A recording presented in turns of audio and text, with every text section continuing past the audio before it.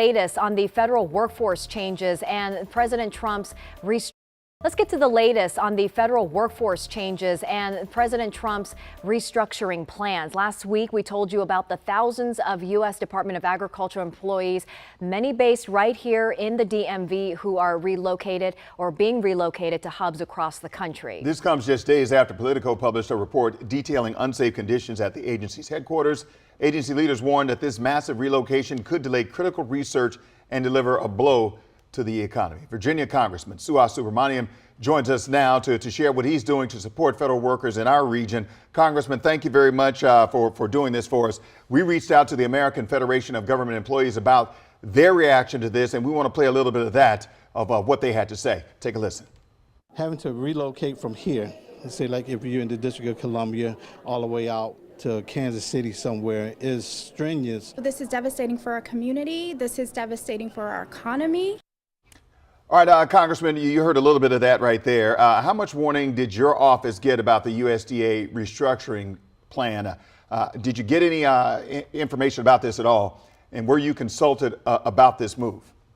Yeah, we got zero heads up or information, but we knew this was probably going to be a part of the plans for this administration because Project 2025, a lot of their planning documents as well have hinted at trying to move not just the USDA, but most agencies out of the DMV. And that's obviously really harmful to our region and to our workforce here, which is a lot of federal workers and civil servants who serve at these agencies, but also it's really bad for the American people. The USDA actually moved a couple offices to Kansas City during Trump's first term, and it was a huge disaster, not just for the people who work here at those offices, but for the USDA itself. Those offices were basically not functional because they lost 80% of their workforce, and they were having a lot of trouble hiring them back.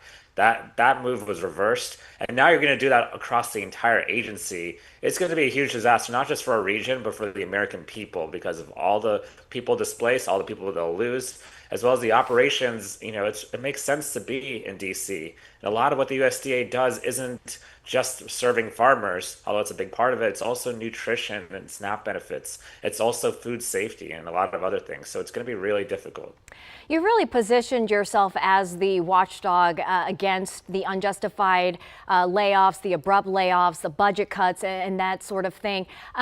You also mentioned recently while you were speaking on the House floor that you have been overwhelmed and getting calls daily from your constituents. What are some of the stories? What are you hearing from the community across the DMV? Well, what we're seeing is the administration is trying to find ways to fire people or make federal employees' jobs harder and frankly less desirable so that they can push them out. I've heard from friends who said that DOJ people are going up and down the office and checking in on them. They're setting up meetings while they know that that person already has a meeting, and then writing them up for not joining the last minute meeting that they set. Just trying to find ways to fire people, basically. I heard one story about someone who said, they left their badge in their office and were walking to the water cooler, and then they were written up for not having their badge. So finding excuses to fire people. This is another move. Moving an agency out of our region, they're daring people in this region to follow the agency and displace their families. And by doing that, they can justify firing more people and then, hiring Trump loyalists, essentially, because the new sort of interview process includes a lot of questions about, will you be loyal to the president? What would you do to fulfill his agenda? And so that's sort of the plan, it seems. All right. So how are you guys supporting these all these workers who are under threat of being moved to other areas?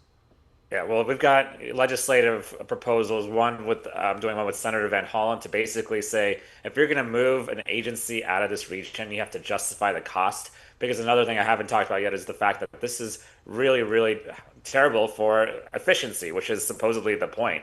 And it's also really bad for taxpayers. It costs a lot of money to move these agencies out. And so I'm working with the rest of the Virginia delegation, the Maryland delegation, and DC delegation to try to find ways to stop these moves. And, we're going to call for hearings. I'm on the oversight committee. But most importantly, I think people speaking up, us making a lot of noise about this will be the one way that we can actually prevent these moves, because it is a a bad idea, but we just need to talk about all the impacts, not just to our region, but to the American people, and it will become unpopular. Maybe they'll reverse it.